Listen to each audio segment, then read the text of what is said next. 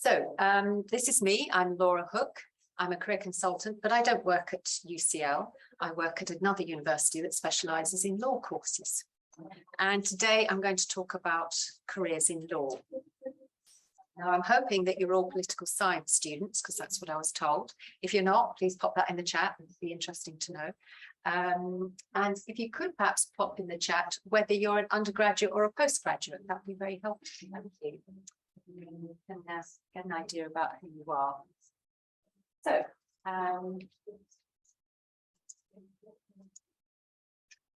in a moment, I'll tell you what I was planning to cover today, but maybe you could, again, in the chat, please tell me what it is that you need to know about careers in the law. Some of you may know a little bit more than others, so it'll be very helpful if you can just put something very short into the chat about what sorts of questions you have, what kinds of things don't you know about law that you'd like to know. Okay, if there are any questions, I'll let you know. I can see that. Thank you. Right, okay. So anything coming through yet? No, yeah, please tends to be shown. Okay. No, nobody will care what you say. It's okay. Right, I'll carry on for now, but yeah, please do interrupt if you get them. For sure.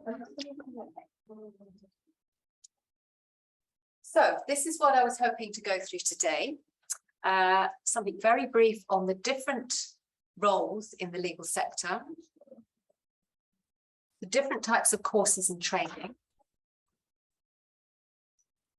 what recruiters in the legal sector might look for, the things that they value, what you might have to offer. I'm going to touch on something new, which is the Solicitors qualifying exam, which is something that's been introduced to replace the existing traditional routes to becoming a solicitor. I'll be giving you some sources of information and places where you might look for vacancies. And you'll have an opportunity to ask me questions at the end. So please do ask. You can pop those in the chat. Remember, if you're interested in a career in law, communication skills, very important, and you are going to need to be the sort of person that can speak up, ask questions, give opinions, that kind of thing. So this is a good starting place. Okay. You're very safe here. I'm not a recruiter. Anybody want to pop in the chat what kind of roles that you know that there are in the legal sector, what kind of job titles you know of under jobs? No, you can just put one word in.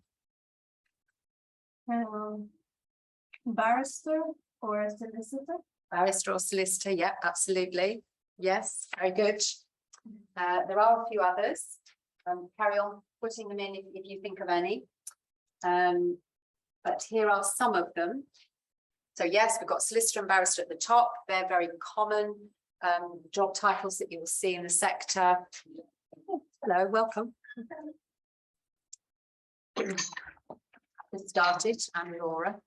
I'm a career consultant, and I'm just talking about some of the roles that there are in the legal sector. So we've already got solicitor and barrister ticked off.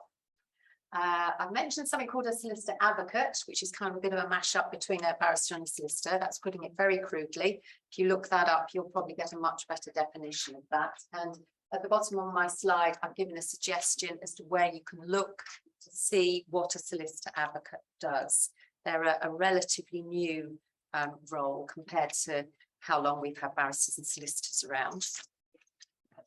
On a website called thelawyerportal.com, which is a very useful website if you're interested in finding out more about the legal sector. There are also roles called legal executives. They've been around for a long time. And also there are roles called paralegals. Some people who want to become a solicitor might actually get the job of a paralegal to begin with, and then either carry on applying to law firms to become a trainee solicitor, or they might possibly get to be a trainee solicitor in their own firm if they've been working there as a paralegal. No guarantees, but some people do it. So a paralegal isn't a solicitor, they support solicitors. So occasionally they might be doing some tasks that are quite useful to know about and to do if you want to become a trainee solicitor. So do you start off as a paralegal before you become a solicitor? You don't have to, no, but some people do, yes. It's not always easy to get to be a trainee solicitor. So what some people do is that they try and find a role as a paralegal. Usually they would probably have a little bit of legal work experience already to be able to get a paralegal role.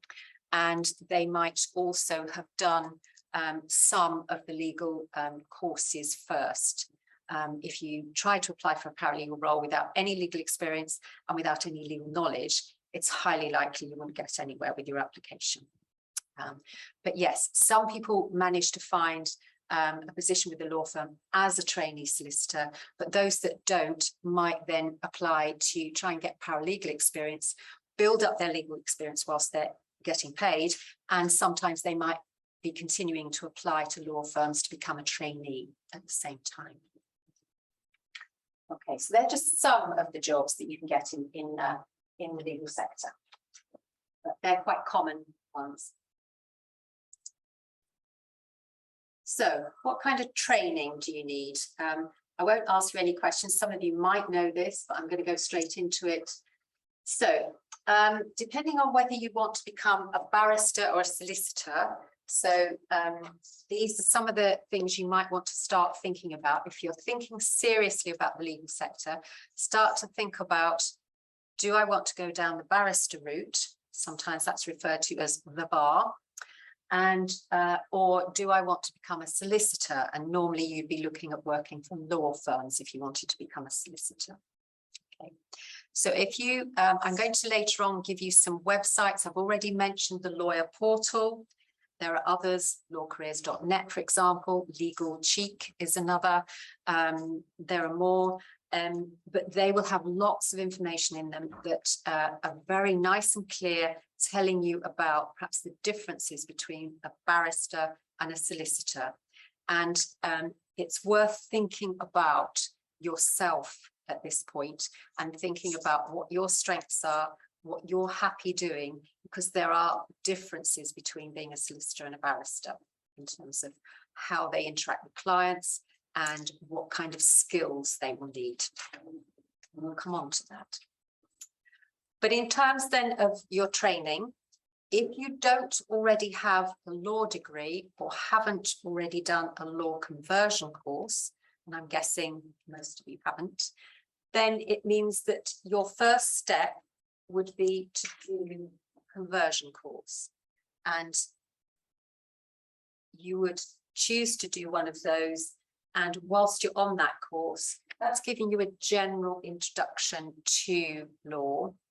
And whilst you're on that course, you might be giving more thought then to whether it's the solicitor or the barrister route that you would go down.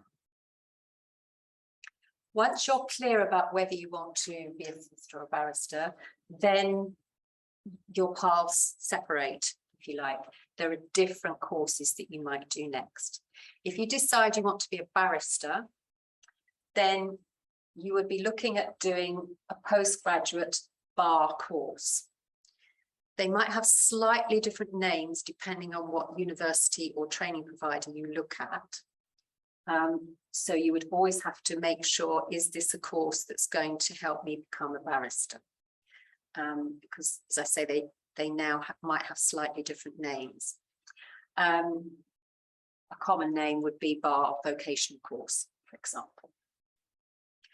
Before getting onto a course like that, you would have to do what's called the bar course aptitude test. And having then done the course, and obviously passed it, your next step might be to get what's called pupillage. One of the things that you might want to start looking into if you're interested in law is to try and get your head around some of the terminology that's used.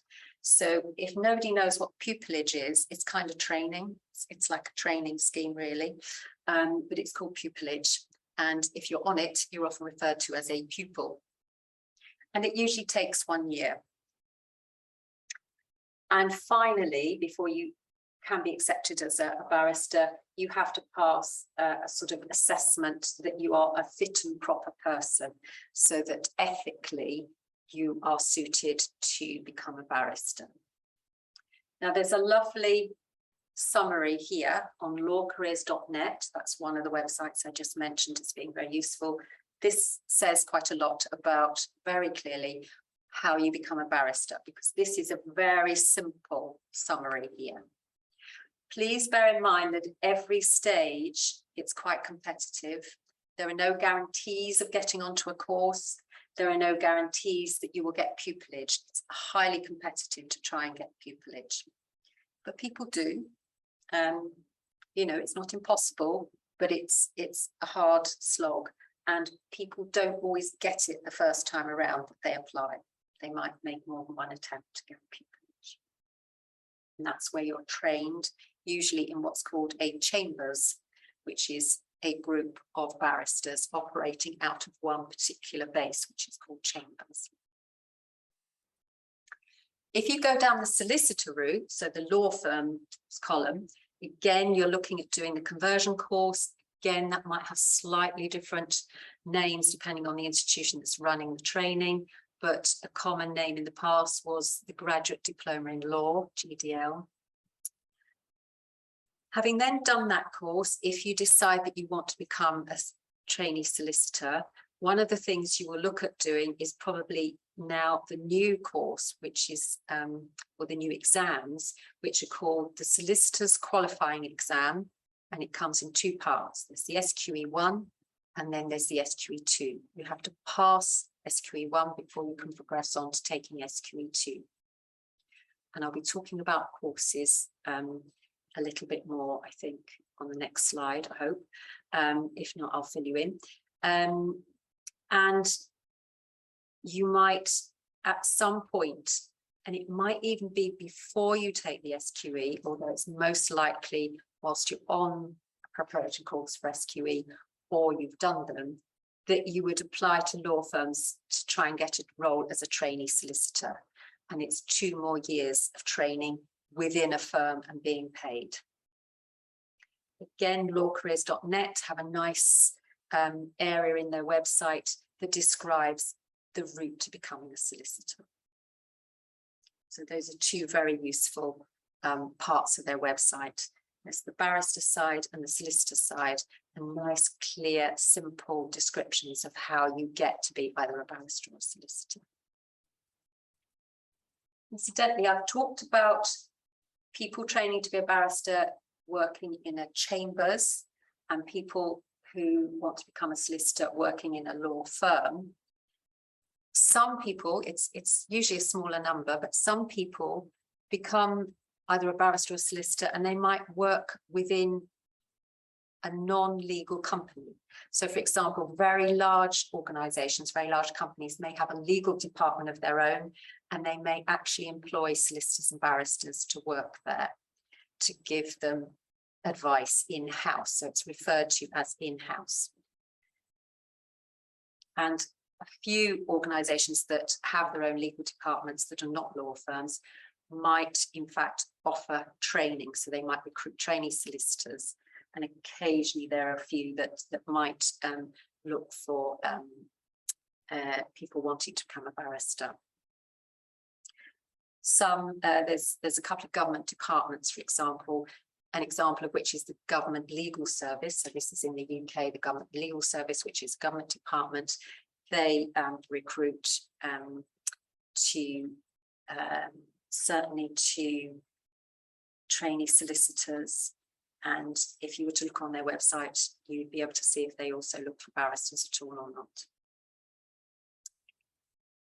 But it's more common, I suppose, that people who want to become barristers will train at the chambers, or if they want to become a solicitor, will probably try and get a trainee solicitor position at a law firm.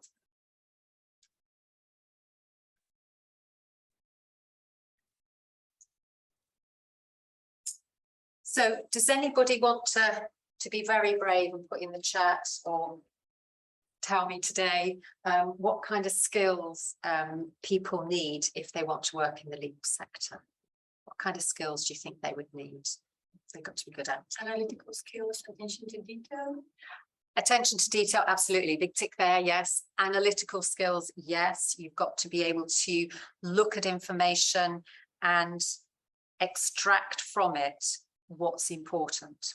Really, you've got to be able to analyze data, analyze information, and find out what is important and what the implications are of it, for example. Anything in the chat? Probably also say good memory, and that's really quite a lot as well. Yes, absolutely. Yes, good memory. Yeah, able to absorb lots of information and, you know, pull it back out when needed as well. Absolutely. Yes. Yeah. Anything on the chat at all? The chat just. Very quiet. Oh, really? She tried to change the. What? That's odd. Shall I carry on? Yeah. So, things that recruiters in the legal sector might value. It's quite common that they'll look for a very strong academic record. So they may be expecting a 2-1 or above in your undergraduate. If you've done any postgraduate, they might look at that to see how well you did in that as well. They may look at earlier qualifications. For example, if you're from the UK, A levels or higher if you're from Scotland. If you're not from the UK, they would be still looking at whatever the qualification is that you did before you went to university. And if they're looking at qualifications, they're usually expecting them to be very good grades. So they're looking for a strong academic record. They're quite likely to be looking for legal experience and possibly other relevant experience as well, particularly any experience that will tell them that you have some of the skills that they value. It's quite common for law firms and some chambers to expect that you'll have some kind of commercial awareness. And by that, they may mean that you are aware of things that are happening, that you keep yourself up to date with current affairs, anything happening from the economic point of view in this country and possibly globally, and what those events and movements and developments might mean, for example, for a law firm and their clients. Implications of them. They'll certainly look for certain skills, communication, being able to develop good relationships with clients, whether they're individuals or whether they're representing a big corporate. Teamwork is very valuable, as it is in most jobs. Also being very organized, quite helpful as well. And they'll be looking to see how well you put all of these things across in your CV and any written application that you want to make. So if you were to apply for pupillage, or if you applied to become a trainee solicitor with a law firm, the larger organizations are highly likely to have an online application form in which they ask specific questions that you have to then answer, often to a word limit. And they're looking there to see, one, can you answer the question? Can you express yourself fluently, clearly, simply, in terms that everybody will understand? And can you do it concisely to a word limit? And there'll be various stages, including an interview if you get past the application stage. And there may be a further assessment stage, perhaps where you might be attending an assessment centre with a number of other applicants. And so they'll be looking to see if you're displaying particular behaviours and skills when you're taking part in these.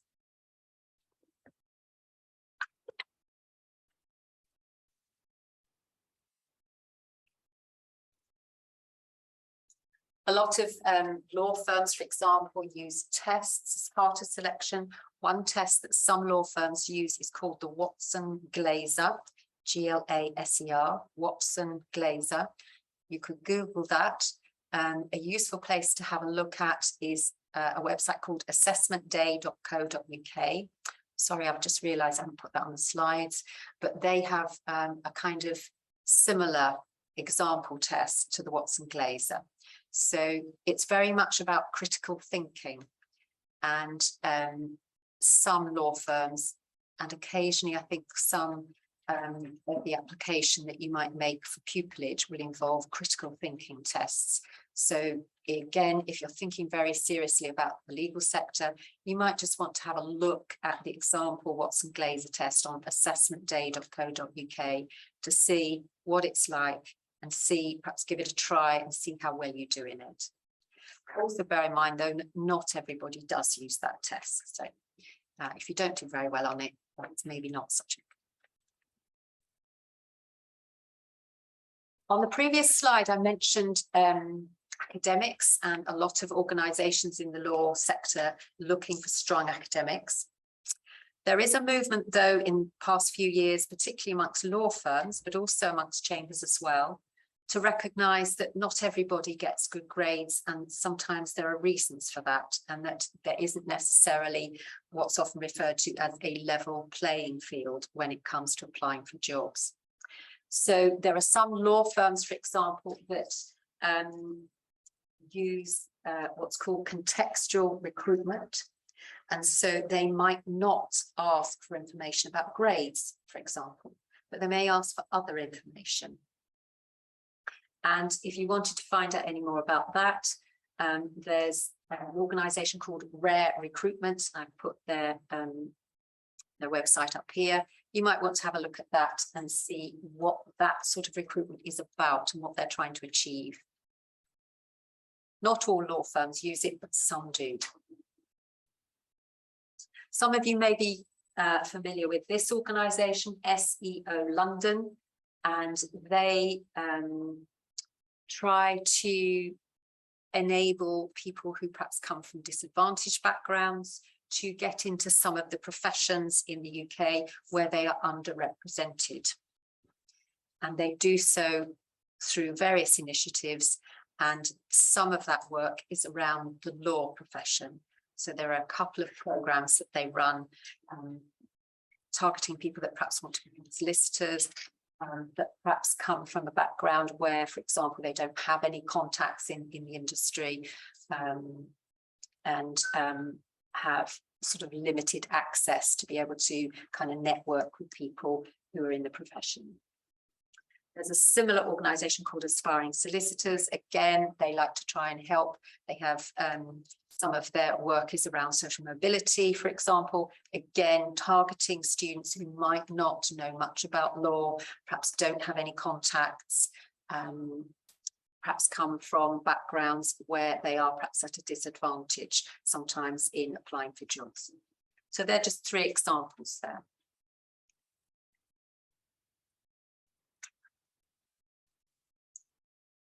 But more people join. Oh gosh, okay then. Hello to anybody who's just joined. I'm about halfway through.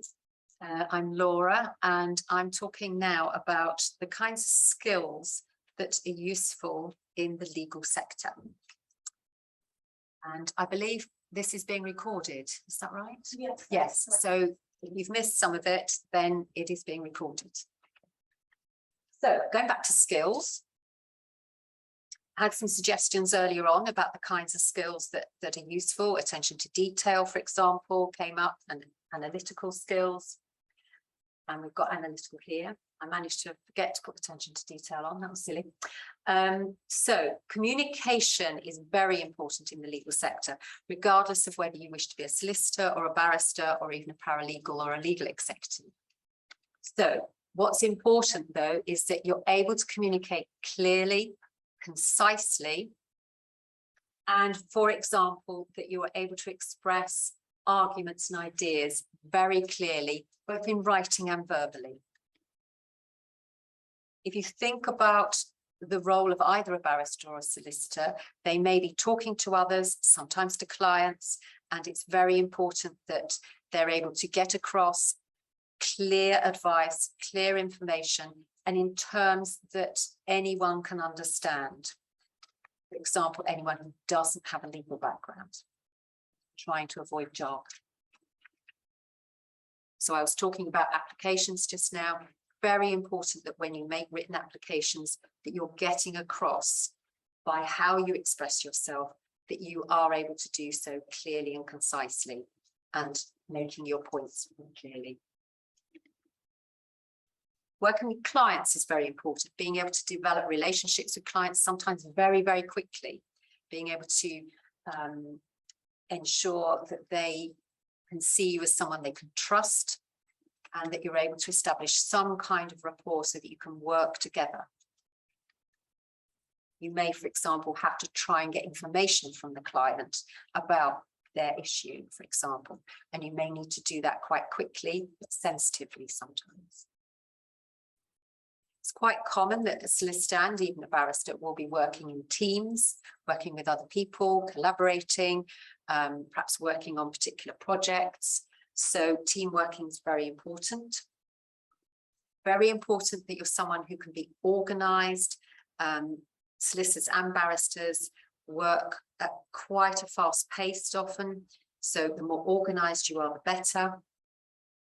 There are lots of sort of deadlines, sometimes very quick ones. It's also important, and a lot of recruiters in the legal sector will be looking for resilience. So what they're looking for is the ability to not be derailed by, for example, something not going right. So a common question that comes up perhaps in application forms and maybe interview might be, tell me about a time when you faced a setback and tell me what you did about that. Because what they're looking for then is someone who can cope with perhaps things going wrong, perhaps not winning a case, perhaps putting lots of effort and time and energy into preparing to deal with a client's case, and then finding either that it's not going ahead or that the other side have been successful. But you have to be able to pick yourself up and carry on and go on with the next one. So resilience, very important. You do have to be analytical, lots of data and information you might be looking at. You've got to look at it very critically and see what's important. Problem solving, a lot of the work is about resolving problems. That's what legal cases often are. And research. Someone who's present in the room just said about being able to read a lot of information. Yes, be able to read a lot and absorb it. And again, analyze it and draw out what's important from it. So those are just some of the skills. Some of those websites that I've mentioned, the Legal Cheek, lawcareers.net and so on, they will have information about the kinds of skills that you need.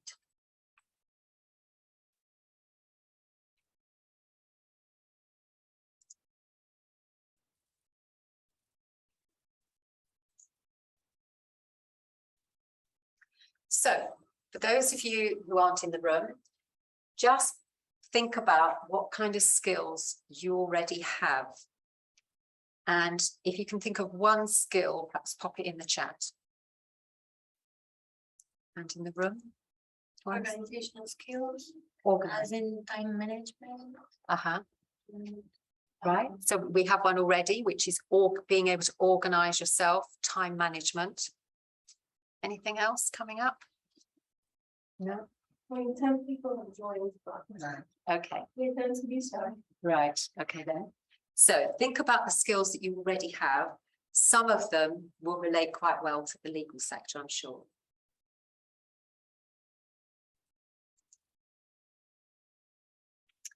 If you think about the course you're on, so again, I'm assuming that you're political science.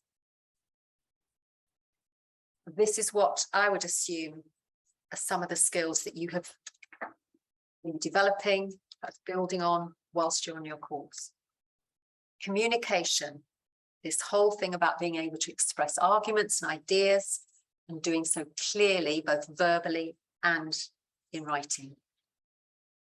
Understanding of current affairs. Again, I would assume, I'm assuming that whilst you're on your course, you're perhaps interested in what's going on in this country and other countries, what the impact of all of that is, where it might develop, what might happen, who does it impact on, that kind of thing.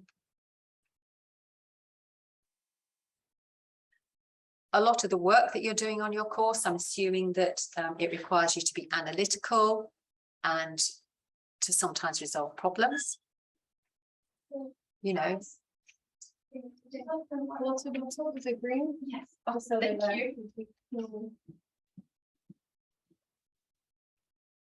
research, I'm assuming, you know, in order to answer any essay questions or do any of your coursework, that you may have to be reading quite a lot and absorbing that information and pulling out what's pertinent to, for example, your essay question. I don't know how you're taught, but if you do any group projects or any kind of working and collaborating with other students on your course, it's likely then that that's evidence that you have some teamwork skills as well. This link at the bottom is to a website called prospects.ac.uk. They have sections in their website about what you can do if you have a particular degree. And they don't say political science, but they do say what you can do if you've got a politics degree. And you might want to have a look at that. It talks about different areas of work that might attract you because you've done that course, but also it does summarize some of the skills that you might have because you've studied that subject. So as you can see, these are skills that translate very well to working in the legal sector and a lot of the key tasks that there are in being either solicitor or barrister.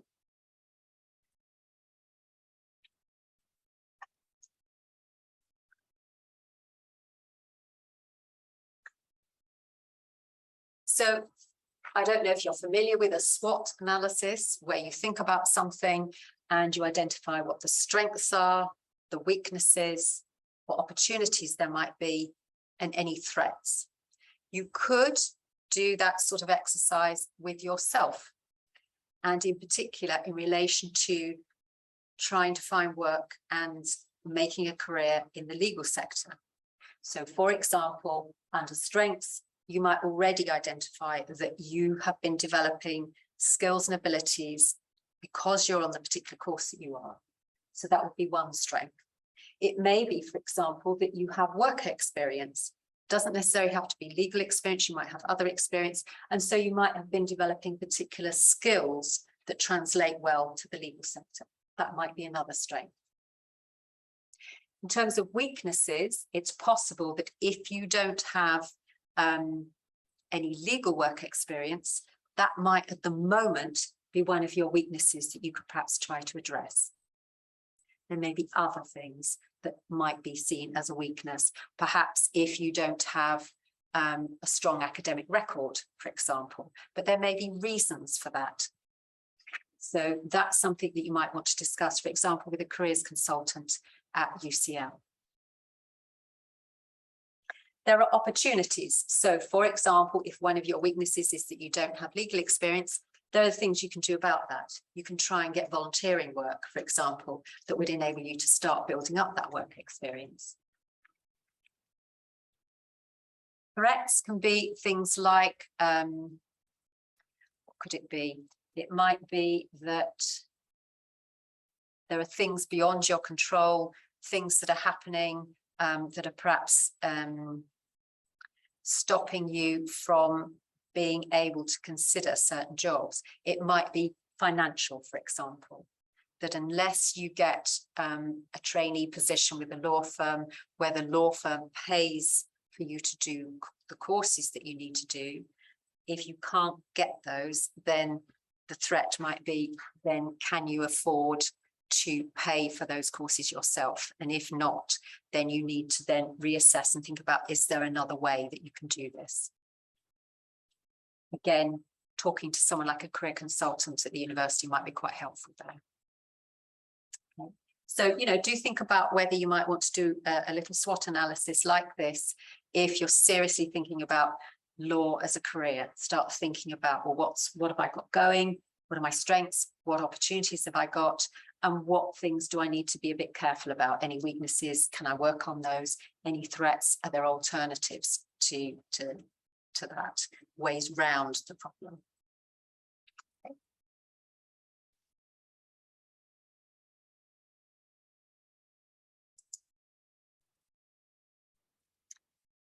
Thinking about opportunities, there are things that you can be doing that will start to add to what you already have to offer, perhaps, before you start making any applications to law firms or even for voluntary work. Think about how well you do understand what currently is going on in this country and other countries, particularly economically, but also other things as well. And think then about, well, how might they impact the legal sector?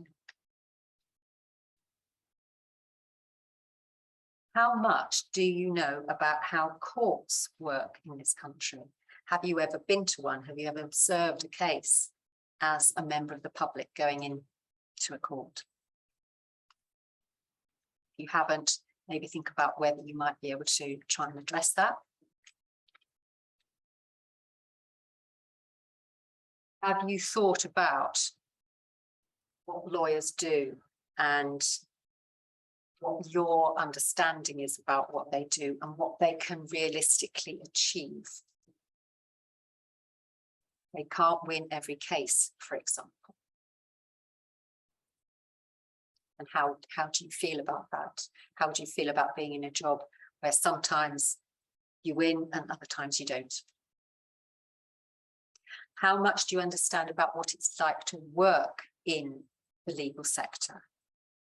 Do you know that, for example, long hours are quite common in certain law firms, for example? Do you understand that a barrister who works in a chambers is usually self-employed? How do you feel about self-employment? They're not employed. They have to rely on getting enough work put their way to make enough income to live on.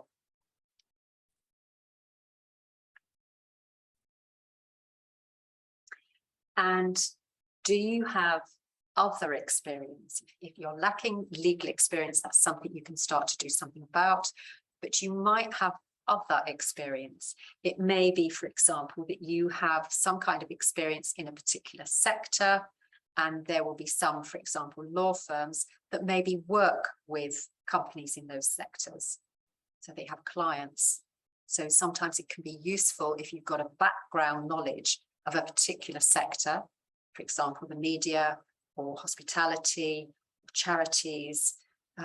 Some law firms might have clients from those sectors. And so if you come to them with knowledge of what those sectors are about and what the needs are of some of those organizations, sometimes that can be something value added that you're offering. So do think about what experience you do have, and always think about what skills you have that you've applied in those other jobs that you've done. Whether they were paid or unpaid. Voluntary work, think about that. Think about any work that you do, perhaps for a student society or any other kind of group that you're part of. So yes, employers in the legal sector are looking for strong academics. They're looking for perhaps having done particular courses, got particular grades, but they're also looking for other things. You know, do you have legal work experience? What else do you offer? What would you be bringing to, what package are you bringing of particular skills and knowledge?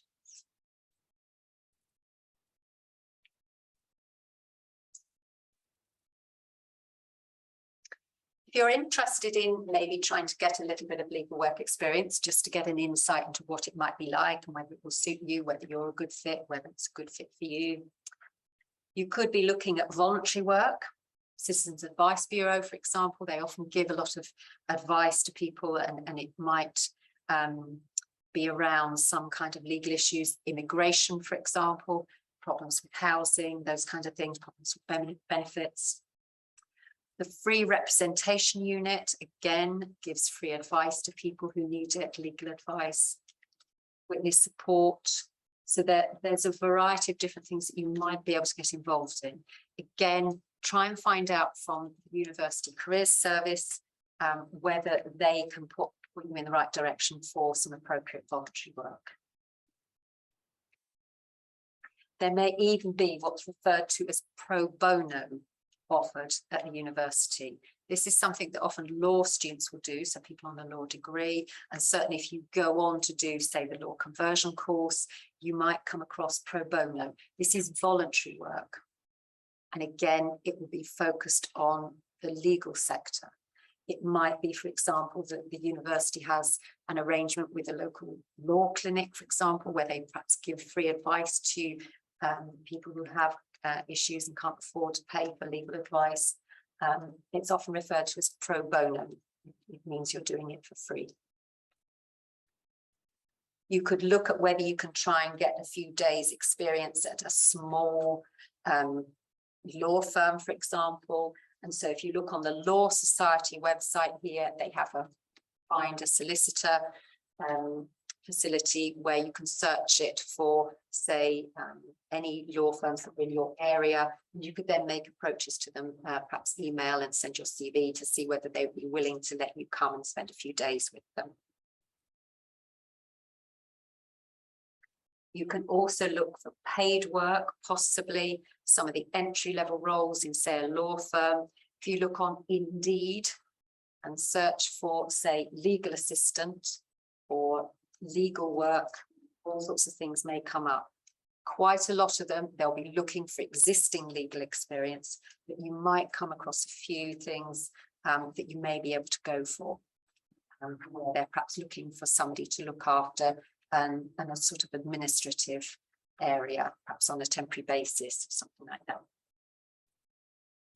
And there are also sometimes some virtual experiences on offer that would give you just a little taster of some of the kinds of work that, say, a solicitor might do.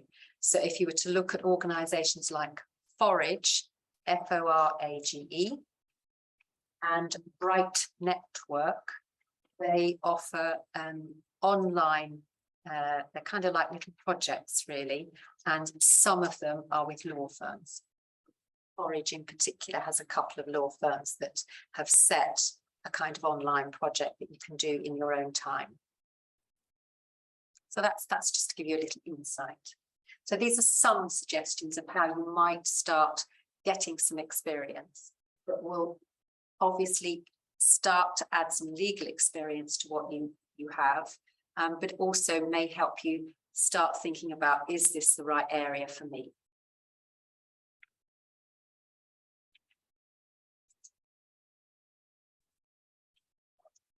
In addition, if you think that you might be interested in becoming a barrister, these are some other ways of gaining experience in addition. So there's something called mini pupillage. And what that means is it's usually just a very short period of work experience, maybe a few days, maybe a week. There's marshalling, which is referred to as marshalling. It's usually helping or shadowing a judge. And this link here at the bottom here, the judiciary.uk, gives you some information about how you might try and find that sort of work experience. Getting involved in any mooting and debating, there may be a debating society at the university that you could get involved in. Those sorts of things are going to be particularly helpful if you're thinking about becoming a barrister. And the free representation unit. Sometimes people who are on the bar course might get involved in the kind of voluntary work that the free representation unit does. Put a note here, trying to get mini pupillage, very, very competitive. It's a formal application. Some chambers offer them, some don't.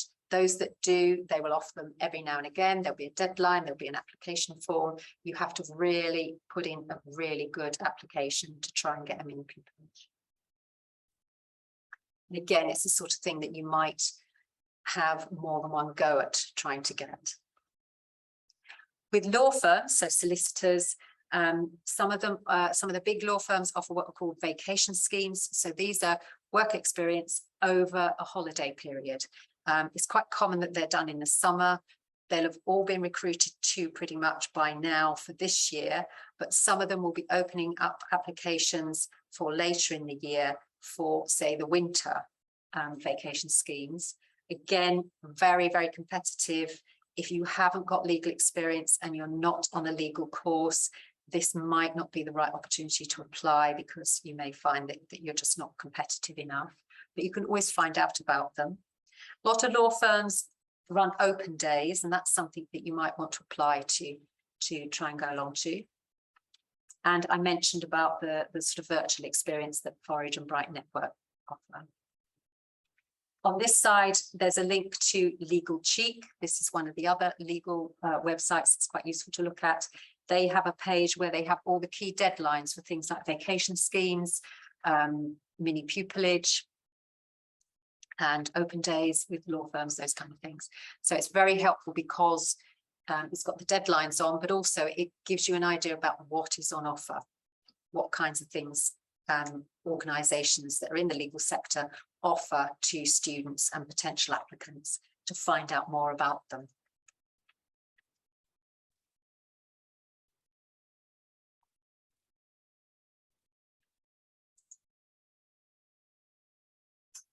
I'm going to say just a little bit, because I'm starting to get towards the end of the talk, about the Solicitors qualifying exam. This was introduced in September of last year. It's a new way that people are training to become solicitors. So bear in mind, it's still very new.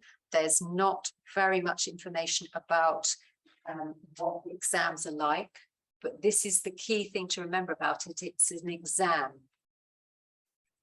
So a lot of the organisations that run training to become either a solicitor or a barrister are now running courses to help people prepare for this SQE. There are two exams, SQE1 and SQE2. And you will find those universities and training providers that specialise in offering legal training are offering varying types of preparatory courses for the exams. Some of those courses are sometimes combined with other work. So there's preparation for the SQE, and then around it, there may be other things like, for example, doing a project or a dissertation. And so they then are much longer and they may last up to a year, but they enable you to get a master's.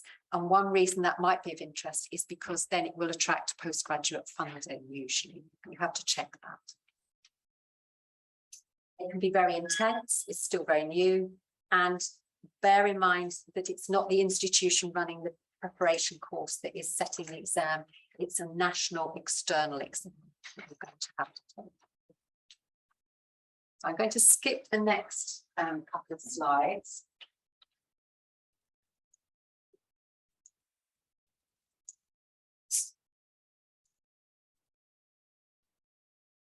And these are just some of the things you might want to think about. If you do want to explore this area as a possible for you, then start thinking about maybe doing some research, looking at what are these different roles, you know, solicitor, barrister, what's a legal executive, where does that fit in, what does a paralegal do?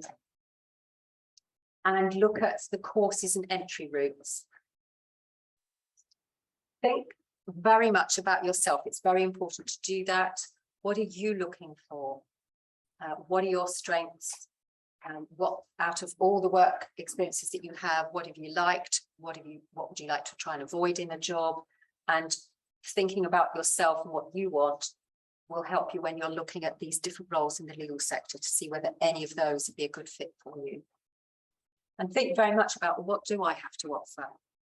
Apart from these skills that I've developed for my course, what else have I got that might be quite helpful? And think then about, you know, if you're serious about this, could you be trying to get just a little bit of voluntary work experience, perhaps, that will help you build up some legal experience? Think about starting to develop your commercial awareness if you're not already doing that. It may be, for example, that you can access the Financial Times online through your library. If you can, you might want to sign up for their sort of daily or weekly newsletters, which can be quite helpful. You just get the kind of headlines and then you can dip into them and they'll tell you, you know, nice, concise bits of information about things that are happening. There are other things, obviously, you can do, podcasts, that kind of thing. Do look at law firms. A lot of them have podcasts, bits of information for their clients, all of it on their websites. Think about where there might be a fit between you and what you're looking for and some of these jobs in the sector. Think about what my key drivers are. You know, what's important to me. If I'm looking at courses, what's important, how long it takes, how much it's going to cost, the way that it's taught, all those kinds of things. What's important to you can help you decide sometimes which way to go and what your options might be best. Think about who can support you through all this, your career service. And I've been throwing out some of the terminology as I've been talking. Try again, if you're serious about this, start trying to work out what some of all this terminology is about. Pupillage, tenancy, that's usually if you've successfully got pupillage and are working out of the chambers. What are seats? That's usually parts of a training period for a solicitor. Some of this terminology, it's quite helpful if you kind of get your head around it. When I first started working with law students, that's what I did. I had to sort of learn as if it was for an exam what all these terms meant. Can I just point out that all of the things I've talked about today refer to the law, the legal sector in England and Wales. So it's not the UK, it's England and Wales. Slightly different in Scotland.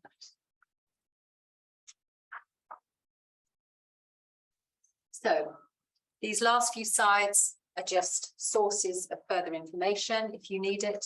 So I mentioned that there are a few websites that target law students and graduates, and they give lots of different kinds of information about the legal sector and different types of jobs. So all of these giving you some links to some of their pages.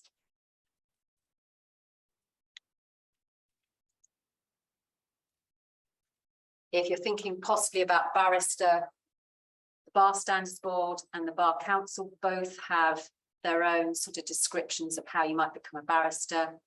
I mentioned earlier prospects.ac.uk, they have a profile of the barrister. The Inns of Court, there are 4 of them, they have information about becoming a barrister, and the websites of certain chambers as well will have information too.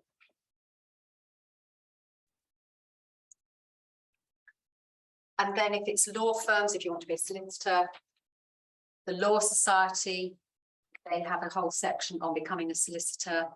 So too do the Solicitors Regulation Authority. And if you want to know more about the new SQE that I just mentioned, there's information on there. Again, prospects have a profile of a solicitor. And if you want to find out about chartered legal executives and where they fit, they have their own professional body. And the link is, there's a bit of information about them on lawcareers.net. And obviously, again, looking on some of the big law firms, they will have a whole section about recruitment to trainee solicitor positions. We have a question to ask you. Sure. Would it be possible to give us some tips on how to prepare for the Watson Glaser test for training? Yep, okay, tips on how to prepare for the Watson Glaser. Yep, it's a tricky one. I would suggest that you practice. So I think I mentioned earlier, there's a website called assessmentday.co.uk. They have an example. It's not the Watson Glaser, but it's an example test that is a little bit similar. So I suggest that you have a go at that. I'd also suggest that you look on the Government Legal Service website in their sort of graduate recruitment area, and in particular where they talk about their recruitment on the legal side. They have some example questions that are based on the Watson Glaser test. They're the sort of example questions that you might get if you actually take the test. Just before you take it, that you may get a few example questions to try out. So those ones on the Government Legal Service are actual questions that are used for practice for the Watson Glaser. So I suggest that you have a go at that. So have a go at the assessmentday.co.uk, see what your result is, have a look to see how many you attempted and how many you got right, and also have a look to see which ones you got wrong. You may find, because the Watson Glaser is made up of 5 different kind of subgroups, you may find that some of them you were okay with, but there may be one or two of the subgroups where you didn't do so well on those questions. So then you know to focus on that area. What I would also suggest is that you do talk to the Careers Service about this, because they might run practice test sessions, and they may have people who can give you information about how to prepare for these tests. But yes, the Watson Glaser, people hate it, basically. People who take it don't enjoy it very much, but do try and think about it as a kind of enjoyable thing. It's a challenge, it's problem solving, it's very much based around critical thinking. So another thing is to always look on websites that have practice tests for any critical thinking tests as well. Another useful website is Job Test Prep. Both they and assessmentday.co.uk have free example tests to try out. That helps. Okay, I've finished the end of my talk. I think I've overrun a little bit, and I'm sorry. It has been recorded, so anybody who missed some of it, please do try and access the recording if you want to. Thank you for listening and being here as well.